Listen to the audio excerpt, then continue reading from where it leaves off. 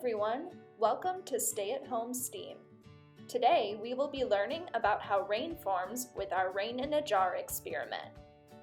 For this experiment, you will need a clear cup or jar, shaving cream,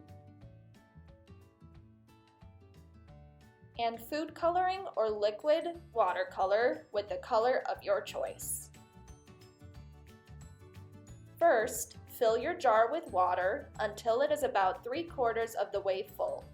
The water is going to represent the air.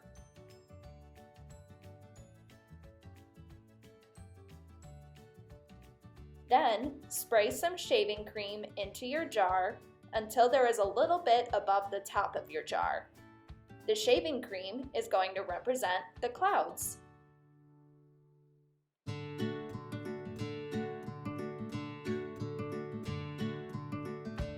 Lastly, drop a generous amount of food coloring on top of the shaving cream. You'll start to notice that the color will seep through the shaving cream and the color will fall into the water. If you aren't seeing any color fall, keep putting more drops of color on the shaving cream. These colored droplets represent the rain. Clouds are formed when water vapor rises into the air.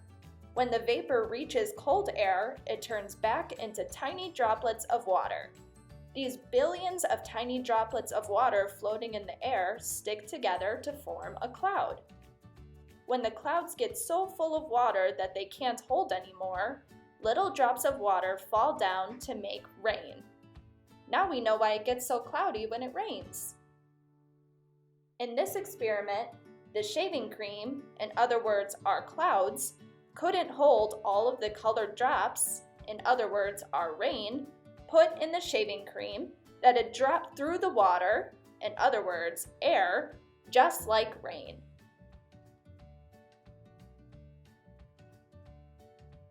Thanks for experimenting with me. See you next time.